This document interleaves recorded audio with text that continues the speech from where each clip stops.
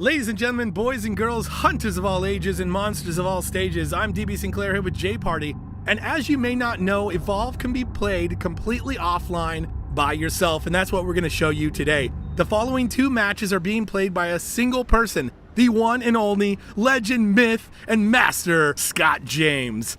Offline here, playing at the 2K offices, and we're going to show you what this experience looks like from both the monsters and the hunters' perspective. We are jumping into Defend. Defend is a mode that is part of the larger evacuation campaign. The entire evacuation campaign can be played entirely offline. That's what you're seeing today. Scott James is playing Defend as the monster completely by himself against the AI, playing offline, and he's chosen to play the newest monster, Wraith. As DB just mentioned, we are offline, but what's important about this is that you're able to keep any of the achievements you earn while playing offline and bring those to the online competition. This means monster unlocks and ability unlocks will carry over in all the different modes of Evolve. Yeah, the awesome part about this is if you're playing and getting ready for that competitive play against real people, you might want to come in here and mix it up against the monsters or the AI hunters, as you see Scott doing here. Or maybe you just want to come in and practice the newest monster that you've unlocked. As J Party mentioned, everything you do in here counts towards your progression in the competitive game. Yeah, and what's cool about this mode is it allows you to experiment without consequences. Playing against those AI bots is just good training to get those ability combos down.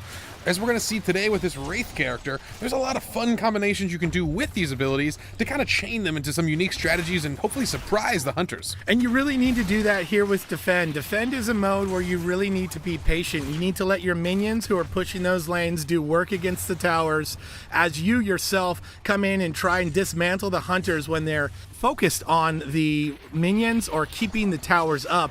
As you can see, the Wraith, though, down on armor, might need to pop out here, is able to do that, could possibly send that decoy in to do damage while he's out trying to get armor. Yeah, perhaps the biggest unique mechanic of Defend is that the hunters are going to constantly respawn. There's no way to win this mode just from knocking out the hunters. You will need to destroy the objectives. So that makes prolonged combat not optimal for the monster, as he's going to want to get out once that armor's gone and do the damage he can when he has AI backup, and those are those other little tiny Goliaths running around trying to tear down the generator. That said, if you could take the hunters out, they do have to wait for their dropship. You can use that time to take down the tower in your way or any of the turrets. You've seen the monster focusing two of the hunters, got him backed in the corner and is able to potentially get one of them down there. I don't see the hunter as dead yet, so nicely done with the cloak there from support.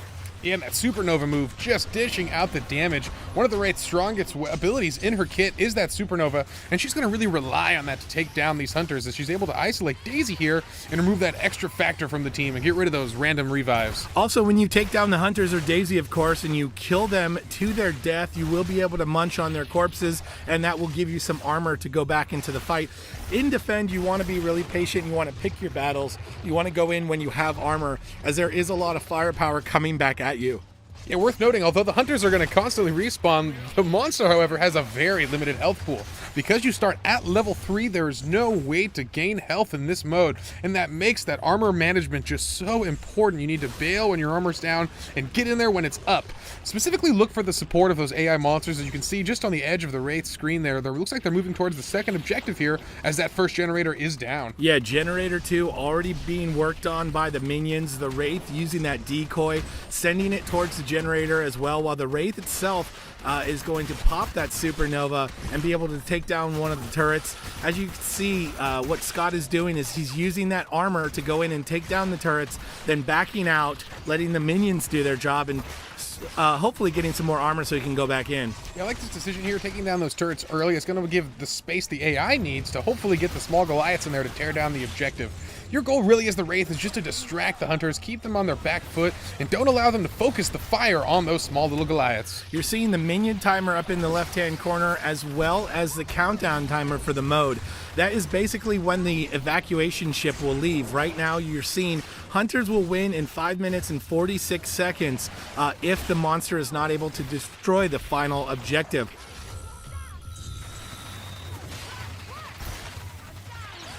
Popping the Supernova there is the Wraith. The Wraith going in on Bucket. trying to do some damage on the hunter, unleashes the decoy there, and the hunter goes down. And you may be noticing the decoy actually is going to gain the current state of the Wraith, and that includes the supernova ability. So you want to use that supernova ability first, and then unleash that decoy, and it's going to do a tremendous amount of damage as he goes for that abduct there, but misses the hunters. Yeah, the Wraith misses the abduction, but goes in for the supernova. Is going to try and do some damage and push the hunters off of the generator, because we know that the minions were back there doing work. The monster knows that as well. Pushing the hunters back off of the generator allowed that final minion to destroy generator number 2, and now they're going to be working on the final objective here, J-Party. If the monster destroys this final objective, the monster will win, and unfortunately a lot of colonists will perish. That's going to weigh heavily on this hunter squad. Absolutely, DB. And as noted too, when each generator falls, it's going to increase the round win timer for the monster. This is going to give the monster a lot of room to farm this area. He's got over 8 minutes now to destroy this last objective. And for those of you at home, if you're worried about the hunter squad feeling bad about the loss of lives that they might incur if the Wraith wins, remember, these are AI hunters. That's right. They don't have feelings, but they're really good at playing the game. The Wraith there, trying to get out, nicely done to go in, use that decoy to do damage on the turrets, potentially taking the turrets down, and then back out when she sees that she's low on health. She's going to pick up some armor and take the fight back to the hunters. Yeah, doing a good job here. Got rid of one of the hunters here, but trying to focus down the trapper can be dangerous. If the rest of the squad realizes what's happening, they're going to be able to really focus fire the Wraith and get some real good damage in with no armor. So nicely done by the play of Scott James there. So what he did was he went in with the Wraith, used the decoy to take down that first turret, and then as soon as the hunters came in to try and get the minions off of the final objective, he went back, he took care of the hunters, and then went back in and took the turret out, the second turret that was taking out his minion friend, allowing the minion to do as much damage as possible while on that final objective. You're seeing, though, the monster at very low health. I'm surprised he goes back in here just trying to mess up those hunters as much as possible and maybe have less hunters to deal with while pushing that final objective. And that's such a good thing to practice here in the offline mode too. Test your limits, see how far you can really push it. You'd be surprised how much a monster can get done with very little health here. The hunters are just so about the momentum, relying on keeping them on their back foot is such a strength here. The Wraith knows that one of the hunters is down, and although the respawn timer is short in this mode, it is still existent, and that's going to give him the space he needs to hopefully destabilize the rest of the team and get an easy win with those AI monsters just tearing down the final objective. Just under 7 minutes is plenty of time to come back here, feed, gain that armor up as you see the monster doing. And like J Party mentioned, this is the offline mode, and this is a great time to practice. The way that monsters are unlocked in the game is you're playing the other monsters first before you get to Wraith here, so you're not going to be as familiar with Wraith as you are with Goliath potentially, especially for that competitive game. You want to come in here and, like J Party said, push your limits, push your abilities, see what is possible, and you don't have to worry about the people on the other side giving you a hard time about it. Yeah, absolutely. And some of the cool strategies you see the Wraith using that decoy to send out, get the hunters distracted, and then go for the sneak bounce on some unsuspecting prey there. And look at that attack, so perfect. Such a strong combo. Unfortunately, the AI is quick to respond and is going to shoot him right off their ally. He does shoot him off, but he gets that poke there with his little blade into the face of Hyde. Hyde goes down. He's going to eat Hyde. He's going to gain armor right from the hunter there. That's another reason why in this mode you might want to take down a couple hunters while you're fighting near the objective. You won't have to go so far back into the forest or jungle area to get your farm on and get your armor up. Yeah, with health this low, every bite matters. He needs as much armor as he can possibly sustain, and the wildlife population has been quite diminished so far as he's been feeding vigorously around this final objective. So they're out of assault, so no damage here, or at least diminished damage, and out the medic, so the heals aren't going to come as fast as they want. Actually, it looks like assault is finally back in. As you mentioned before, J Party, there is a shorter dropship time than in the normal modes like hunt or nest or rescue. Yeah, and this objective getting real close, but the Wraith just as close. One mistake here, you could take a large hit to the face and end this round, but the AI still doing work on that final objective, and this could be a win for the Wraith. or the hunters here. Any way to go. Yeah, hard to tell. Nice abduction there, though, on Maggie the Trapper. Looks like he might be able to get Maggie down so low on health, though. I'm terrified for the Wraith right now. She needs to get out of there. Scott James is a smart monster player, though. He knows when he's reached his limits. Not so much when he plays the Hunter, though, Jay Parties. We've seen him been picked off. But as the monster player, nicely done. Uses that decoy to not be focused. Such a low sliver of health. Let's see what he can do here. As the minions working on the objective, doing a lot of work for him. Nicely done to keep the minions going by taking out the hunters and Daisy. And with health this low, it needs to be really aware of how many dashes he has. You see in the center of your screen, the indicator right over the crosshairs is those small little orange bars. That is his dash counter. He's only got 3 of those. It's a very limited ability, and then it must recharge after that. He's going to rely so heavily on this as he ducks around this combat and tries to get the final hits on the power relay. He does on one of the hunters. One of the hunters goes down. I think that was Bucket.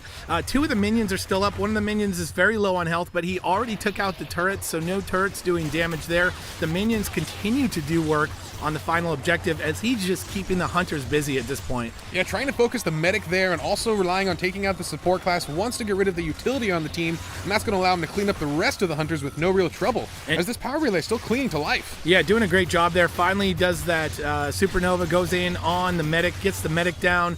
The hunters right now struggling to try and get him down and out, but just hanging on for dear life with the rest of this little sliver of health. He's just going to go in on the back of the power relay now while the hunters are on the other side dealing with that final minion. And going into Supernova again, that should be able to do the damage that he needs to win. And sure enough, it is, J Party. Ladies and gentlemen, that is solo evacuation defend mode there, shown by the master of the monsters, as I like to call him, Scott James. Well done there. And now we're going to see the opposite, J Party. I'm pretty excited for that. We're going to switch over to a match of defend from the hunter's perspective. And the beauty of this is when he was playing the monster, he is stuck with that monster playing against the AI there.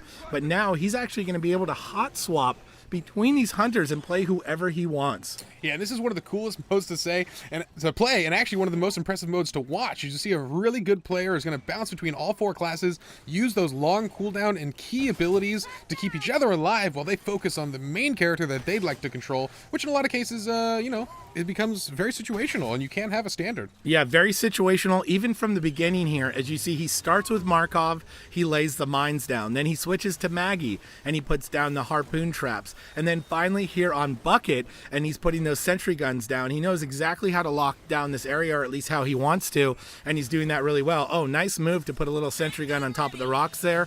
It's going to be hard for the monster to focus. And now it's up to him who he wants to switch between as it becomes even more situational based on how this fight goes. Yeah, trying to deal with those small little AI minions first, but then he notices Val is getting caught by the monster, and that's a rough thing. He can't switch in time.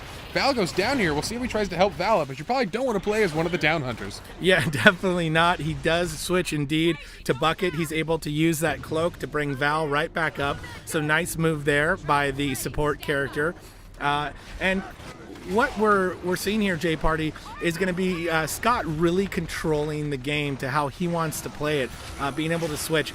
This is also a great way to check out the hunters you want to play, because you'll also be able to, once you have them unlocked, be able to switch between the hunters you want to see and put together your ideal lineup of hunters in this scenario, be able to practice them all, see what works best, and then go back and take this out to the real world. Yeah, that's absolutely my favorite aspect of it, is just testing some of the weirder combinations of hunters, as we never really know what are the strong combinations, and that's on purpose here. We want the experimentation, we want the practice, mix and matching all the different groups together, and finding out what works for you and your playstyle. Yeah, it's pretty cool too with this defend mode. Defend is, as we mentioned before, part of the larger mode evacuation campaign, or the final day of evacuation is this defend mode. It's basically defending this final power source from the monster and his minions, as you're seeing those minions come in now. And he's right back to the game plan that he's sticking to, J Party, and that's putting out the traps, putting down the mines and the sentry guns, and just waiting for those minions to come in and then trying to take them down as fast as possible. Yeah, relying on a lot of this AoE, I can see why he likes Bucket. Those rocket launchers are going to allow him to do damage to both of those tiny little Goliaths at the same time. That's going to help him wear down those monsters. You know, this mode is perfect for the player that has an idea of, their ideal situation and the ideal team they want to put together. This is going to allow them to come in and work on those and maybe take that information back to their friends and say, hey, I was in defend mode, I was playing it, I was working through the different hunters, and I found this 4 that worked really well. Let's try that out. Yeah, absolutely here, DB. It's interesting playing on the medic a lot here. Wants to just give vision to himself there, so when he switches between characters, he's not going to be confused. He's going to know exactly where the monster's at here. And look at that. For this fight, he's chosen to play as the medic because he knows he's been a real target by the monster. Wants to just keep Val alive and in this fight, as she's just so important for this team to keep everyone standing. Also, beyond visibility there, she is going to be able to slow down the monsters and the minions with that trank gun. Doing a nice job of that there. The longer you can slow down any of those 3 enemies, the more damage you can do to the rest. As he's switching now to Assault, trying to lay down some mines, and not good enough at the last second there to keep the monster off of that first objective. They're on to Generator 2. That said, though, J-Party, they have done some forward progress on the monster's health bar. Yeah, absolutely. That becomes the long-term progress for the Hunters, is just tearing down the health bar. As I mentioned earlier, there is no way to regenerate health on this mode as a monster as you start the game at stage 3. It forces you to rely on that armor and makes it oh so important to play defensively and leave when the time is not right. One thing that we mentioned before, but I'll say it again, is that even if you're in here just practicing and working on maybe a new hunter that you haven't played before, all of this progress and experience that you're gaining here is going to go towards your progression and carry over to the competitive game. So it's pretty cool to be able to come in here and test out some new strategies, test out some new team comps, and test out maybe some new modes that you're not familiar with if you've just been playing Hunt, for example, and then take that to the real world, J-Party, and show them what it's all about. Yeah, each mode requires such a unique strategy and a different take on what you're going to do each time, and that's what's so fun here, is he's going to try some strange things here. And I like what Scott James chose on this one. Went with a really defensive team, a lot of mines to be placed by each member, and that's what allows him to just maximize the utility of each hunter here. And the Wraith coming back in, trying to get some damage, but the Wraith with such a low armor pool needs to be very careful. Yeah, the Wraith too, also very susceptible to this trap team, J-Party. The traps laying around are good to catch both the Wraith and the decoy there. And this team doing a lot of damage when Markov can get those mines down. Unlike the, nice abduction there on the medic. Really nicely done to separate the medic there. So even the AI monster showing a trick or two here. Yeah, absolutely, going for the body there, not the player reviving it. Unfortunately, Val does get back into this fight, and with everyone almost standing here, the monster might need to retreat here as that armor once again getting just so low. Yeah, so what we're seeing here, J-Party, with those mines is that the other monsters, Kraken and Goliath, both have some pretty good counters towards their mines. It's a little bit harder with the Wraith, so I believe that's why Scott went with Markov here. He can lay those mines down. One of the ways that the Wraith is going to have to combat those mines is by potentially focusing that decoy on a hunter that's on the other side of the mine, having that decoy go through the mine. As you see him switch to Val here, he's trying to regroup and trying to get the hunters back to this generator here and hopefully keep it away from the monsters as you see the minions coming in. Yeah, and getting comfortable with those abilities is something that does require practice. Once again, perfectly utilized here in the offline mode. Testing some of the weirder mistakes where it just kind of looks embarrassing, where you mess it up the first few times, but you practice it offline, you master those strategies, and then bring them to the face of the internet and just smash folks online. Yeah, sentry guns also really good against the Wraith. You can lay those out when the Wraith comes in. Even if the Wraith is using that supernova to do lots of damage onto the hunters, it's going to take damage itself with all these traps laid around. There's no way to escape them all. And then again, he's going to switch to Bucket and he's going to put down those sentry guns. He's really just going through the cycle of hunter players there to lay down the best defenses possibly, and then playing the player that he wants to use in the moment. You would notice as a lot of his strategy here is just maximizing the use of those traps, those mines, just making sure they're down, and then giving the rest of his team vision. I love what he's doing. He bounces between Bucket and as well as Val, and wants to focus on tracking the monster down, so no surprises here. And I like it. Using the UAV here, and look at that. Gets a spot already. He's going to be able to track this Wraith, and that's going to let the rest of the team know exactly where she's lurking. He also saw the minions in the UAV there too, so he knows that they're coming in, and he knows exactly where they are. As the monster is tracked there, he's going to switch to Val, and he's going to get that trank gun in and slow down the monster. This is going to buy the hunter team some time. As you can see, the timer down to 2 minutes and 26 seconds. This is a hunter win if they are able to hold the monster and the minions off for that time. But as we mentioned in the other video, 4 minutes will be added to the timer if the monster can get through. Yeah, this is actually looking good though for the hunters right now. 2 minutes is a pretty decent amount of time, although as I say, the generator continuing to take losses, and a hunter goes down there. We'll see if he switches out of the support class and focuses on trying to get himself back in the fight. Yeah, 2 hunters go down, J Party. It looks like Assault and the medic, or excuse me, Support and Assault. The Trapper good to go to get him back up, and Daisy helping with that as well. Trying to get away from the Wraith there, laying down some traps as the Wraith is coming in. That AI monster trying to do work here on Scott. And doing some work there, knocking down a bunch of the hunters. Oh, and takes him down at the end there, but look at this dropship full of the whole squad here. And this is not a good look for the team, as they're going to have full reign over the generator for all the monsters there to just tear it apart here. But once again, the short dropship timer gets you right back into the fight in this mode. Yeah, fortunately, they got the short dropship, but it is the entire team out of commission at the moment. So the generator being worked on by the monster and its minions, as J Party mentioned. This is going to give him some time to get in there. It looks like the monster might have actually gone back out to get some armor. Sends in the decoy first. The decoy can do a lot of damage. I'm not sure if they trapped the decoy or the monster. Maybe they got both, J Party. Only time will tell. Yeah, actually, they got a real lucky break for the hunters there. It looks like they took out the AI support right before they all got wiped there. So not a lot of progress made on the generator, even with all the hunters dead. With them back in the fight here, they're at full strength and tearing apart these little tiny Goliaths. And a really great arena, J Party, as you see us, is just on the edge of the generator there. So the minions are trapped in here and not able to get to the generator. So a beautiful arena by Scott as he switches back and forth between the rest of the hunters, trying to do damage to take the minions down. And he does a great job of that. And that generator looking nice and good, has no progress made to it since we mentioned it before. Here comes the Wraith, or is it another decoy? Looks like a decoy, J Party.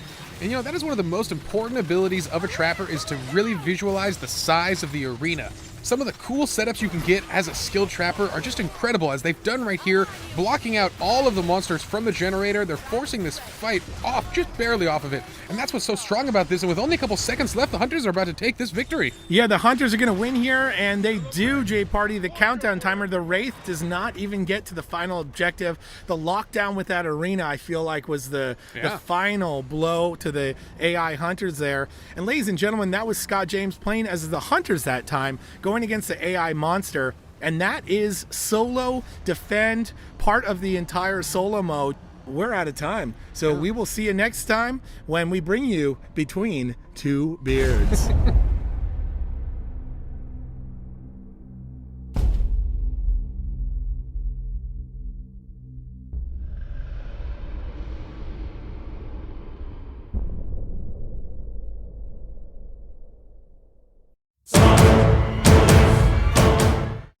Hey gamers, my name is Hovac and you have reached my gaming channel.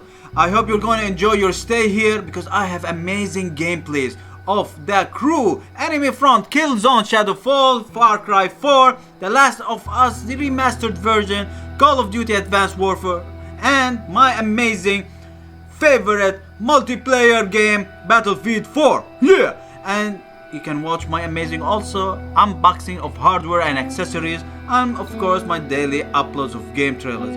Guys, thank you very much for coming to my channel. Subscribe, give me a thumbs up, and don't forget, I love ya. I am your biggest fan. Don't go out without subscribing. Enjoy and game on. Yeah!